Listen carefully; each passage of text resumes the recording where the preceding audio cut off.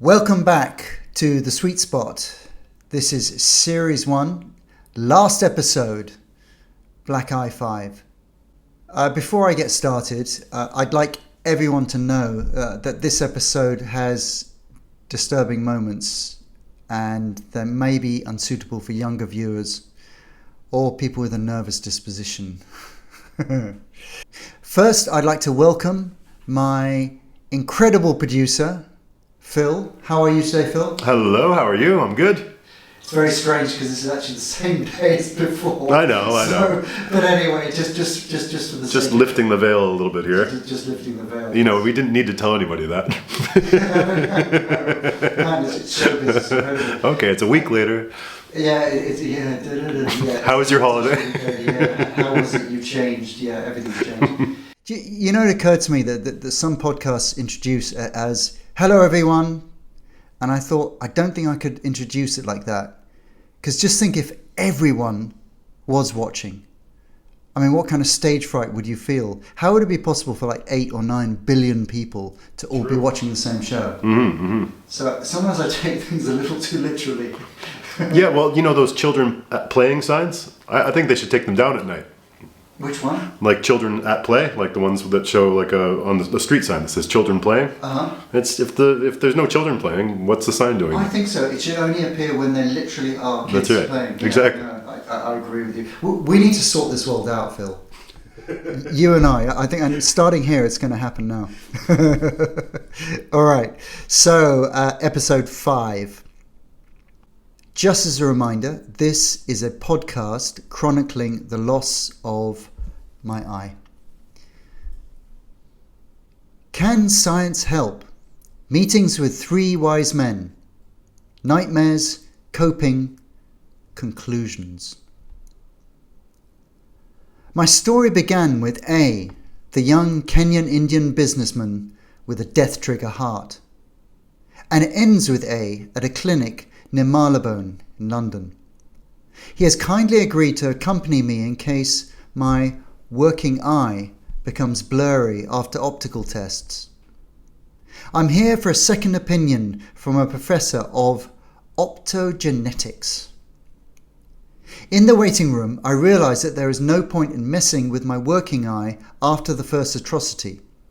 So I refuse a dilation drop from the eye testing assistant. After all, what's the point of becoming effectively completely blind for an hour in London? Not my idea of fun. As for my black eye, there is nothing to check. Clear zeros down the line. The professor is sharp, dark, angular. I asked him to clarify what happened to me. He says, one of the branches of the central retinal artery is an end system with only one blood supply to the retina. It's also a very narrow vessel. The retina itself can only sustain very short periods without oxygen before permanent damage. It is thought that this is as short as 48 hours. 48 hours! The period between the operation and my recovering consciousness can't have been longer than 12 hours. So why wasn't I immediately reoperated on to relax the nerve and restore blood supply? Possible answers. Perhaps there was a chance of recovery, so no point in messing further with the eye mechanisms. Also, a risk of losing the motility, which would be awful, and would result in a permanent eye patch for me. Still, I'd like more answers on that one.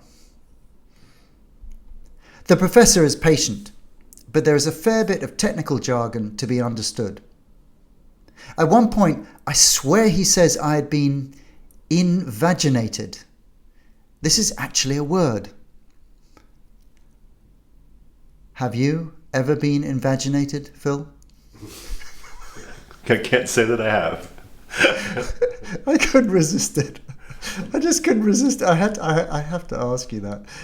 It's on my bucket list. Excellent. Yeah. Whatever it is. Yeah. It's an unmissable experience anyway. I don't know if I have the anatomy for it, but you'll have to explain what this. As far as I remember, it's to do with a folding of back to those soft tissues again, I think. Okay. Yeah. So look it up, kids.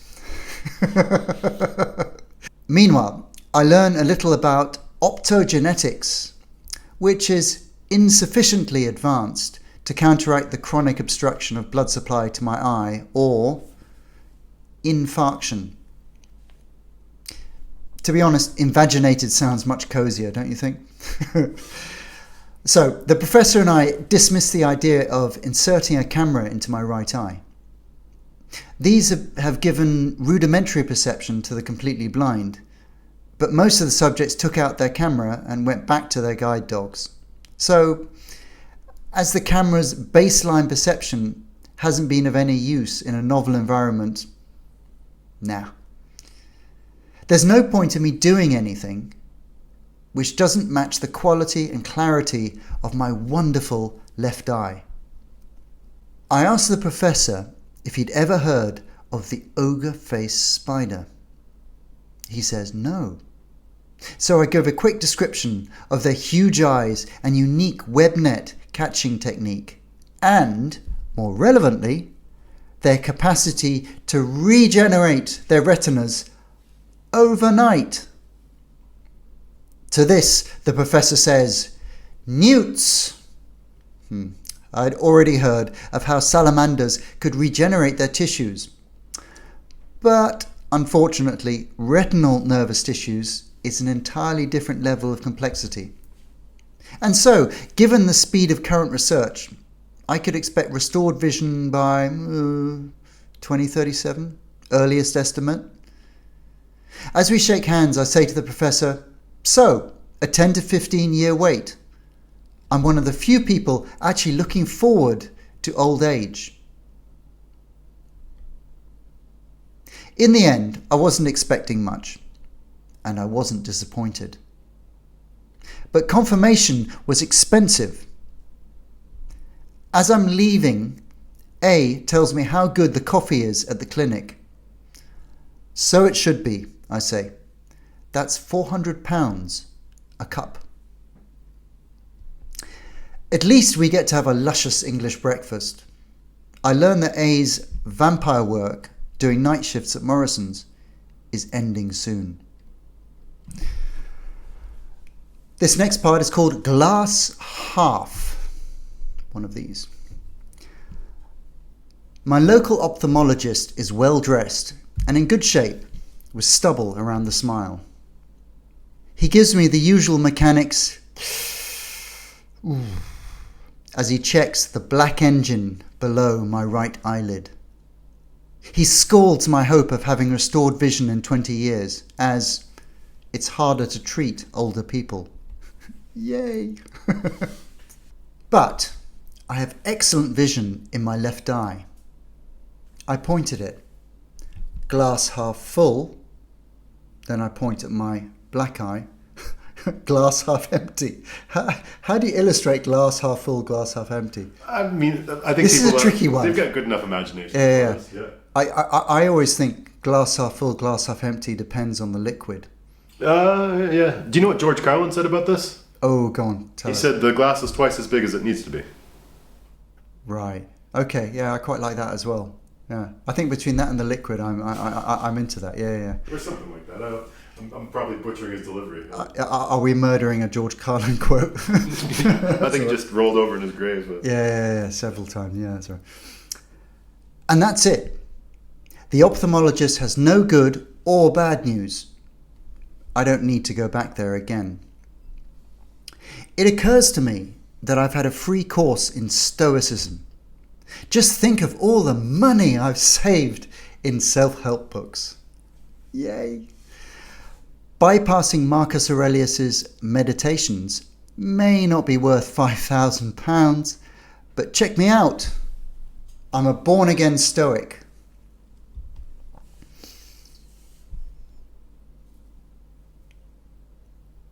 Final correspondence with the surgeon. Dear Peter, many thanks for your email. Ari the Patch. Covering the eye will not be helpful or detrimental to recovery, as far as we know. The entopic phenomena you see are likely to be spontaneous activity from the retina and optic nerve, but cannot be usefully predictive for any recovery. You are wise to consider it a lost cause. Yes, sorry to have unintentionally robbed you of the right hand 20 to 30 degrees of panorama. Although we do not use that field consciously, it is there in the unconscious visual perception. The specimen from the tumour you asked me to send will be fixed in a block of wax, and not very exciting.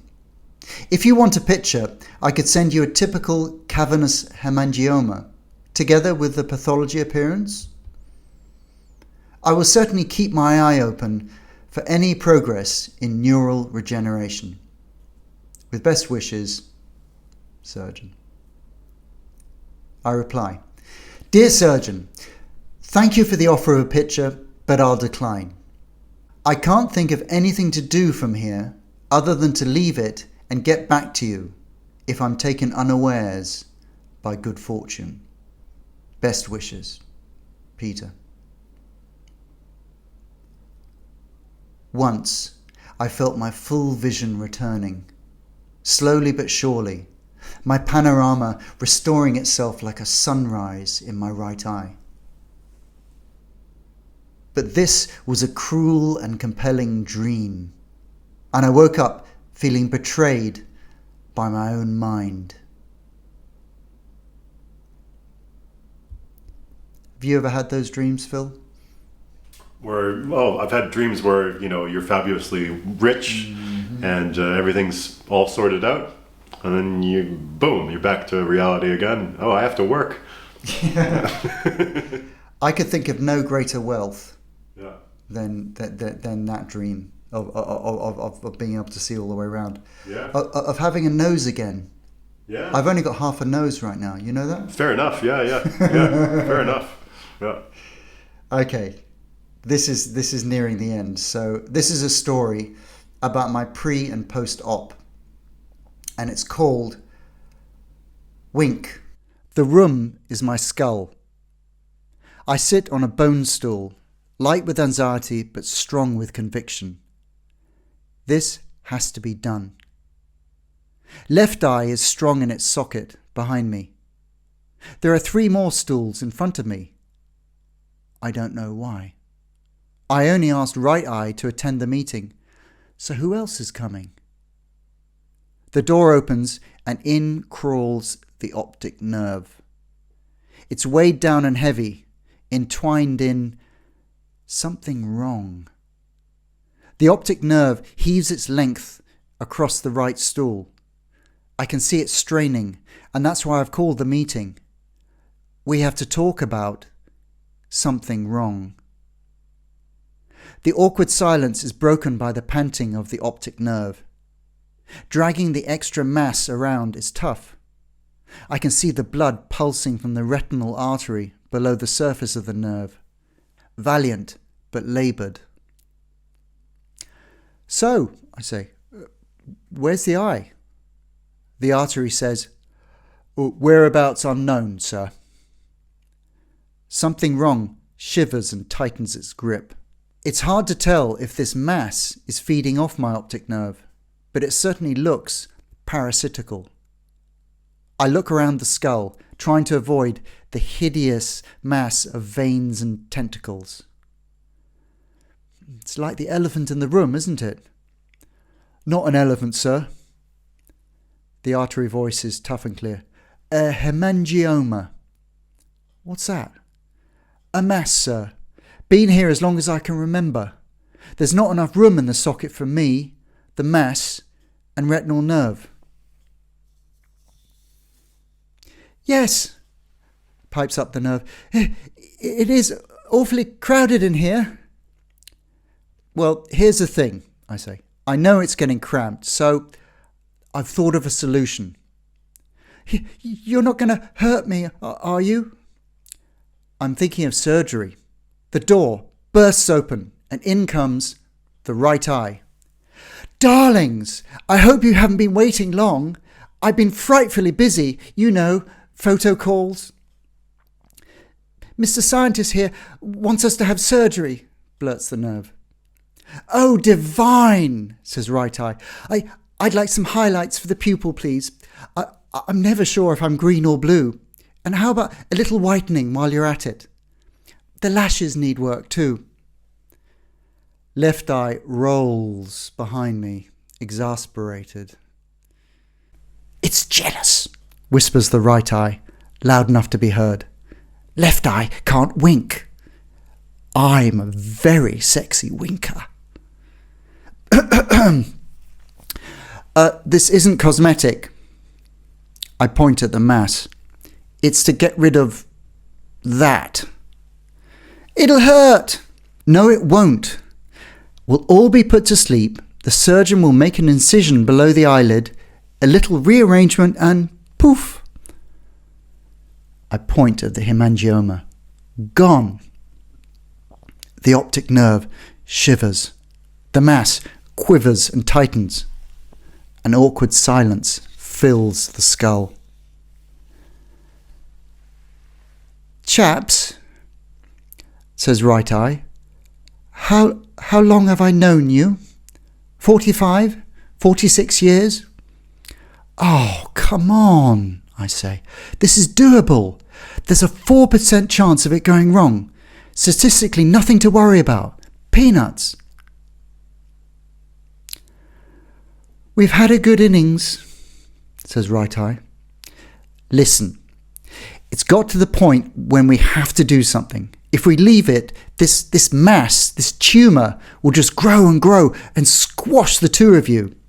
Here I point at the optic nerve and artery.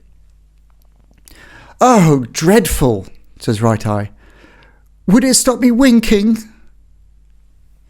It looks hopefully over at left eye, but there's no reaction. If we don't remove it, it could push you right out of the socket. The optic nerve moans, oh. The artery coughs stoically, and right eye winces for a good 5 seconds. Oh, will I still look beautiful after the operation? Absolutely. Prettier than left eye? Left eye twitches. Much prettier, I say. He won't cut me, will he? Says the nerve. It hurts if he cuts me. Don't let him cut me. Of course not. He's one of the most experienced surgeons around. He won't hurt anyone. He'll just remove this horrid parasite. There'll be a recovery period, and then it's back to life as normal.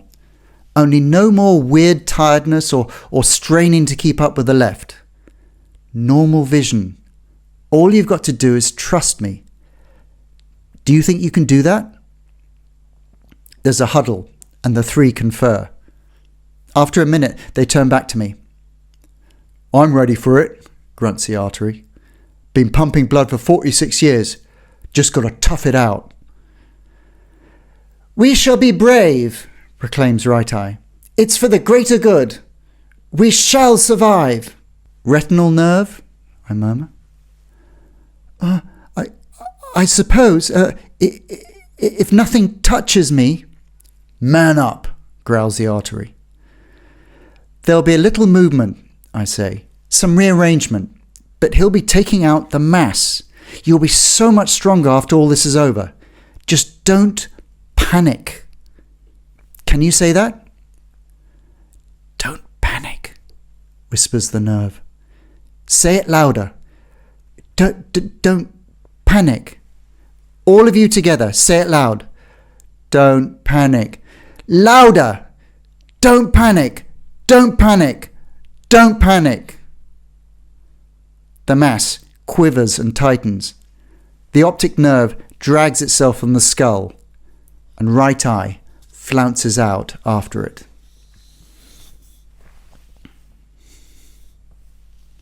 Later.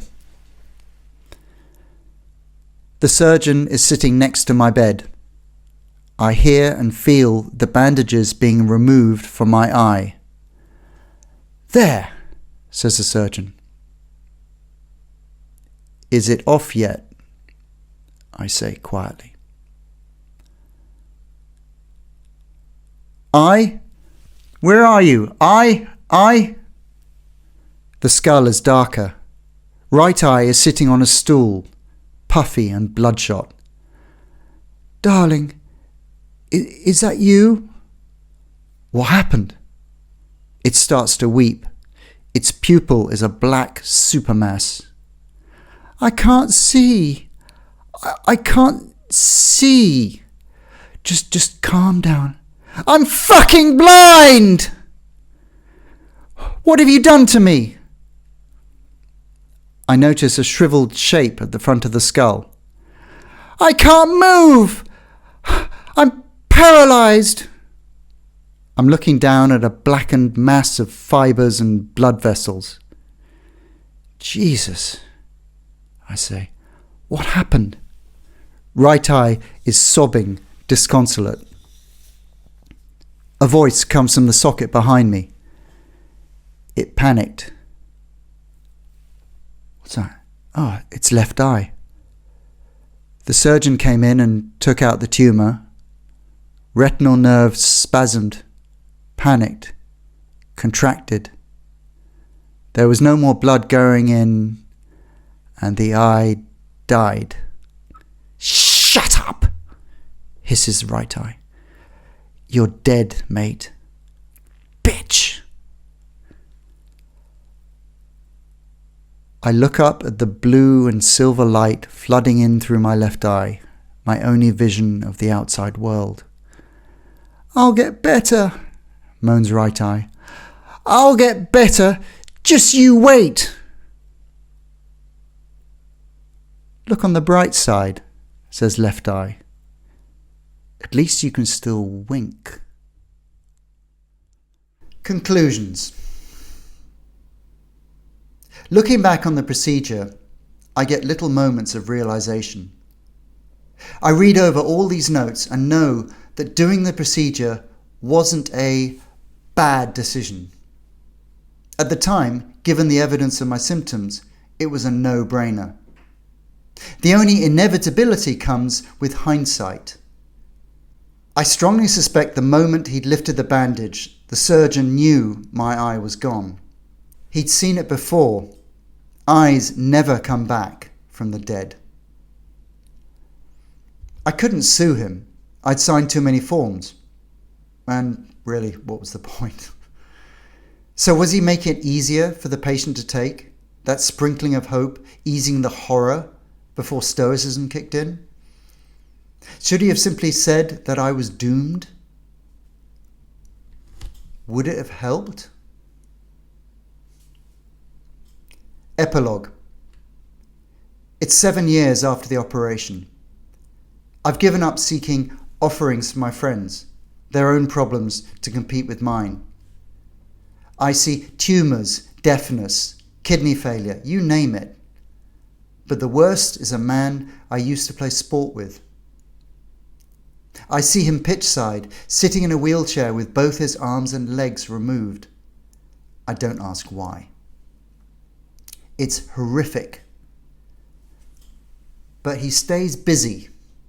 His response is to get out and help coach his team. And for me, this is inspirational. I mentioned my semi-blindness to my maverick GP with a heavy East European accent. He says he'd never noticed it, and I am looking great. I am often looking great, which makes me feel great, as my GP is always blunt and honest. I press home the advantage. So, what do you think are my chances of getting my sight back? Ah, yes. You are in fact. Huh? In fact. Like, I'm fucked? Game over? No chance? No chance. It is infarction of the eye. Then I realize he is saying infarction, one of the wonderful new words I picked up from the professor. That's when oxygen supply is cut off to the eye, leading to necrosis, cellular death, and blindness. My GP slaps me on the back. Boom. Never mind, Peter. You are looking great. Boom. Thank you for watching.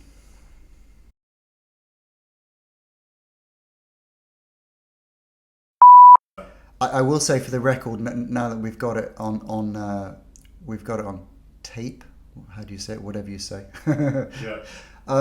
That getting that done feels amazing and cathartic, just as that very first time that I recorded it. It feels great to get it out and not to go back and read it again. So anyone that was watching or listening, I hope you'd have felt a little bit of that. But yes, it's time to move on and looking at series 2. Yeah. All right, let's leave it there. I'm going to try to smile. Phil, I have to rush out and get a prop. Okay, yeah. No You can continue filming. I'll be right here. The audience might actually prefer it. This is the best views we've got yet. That was quick.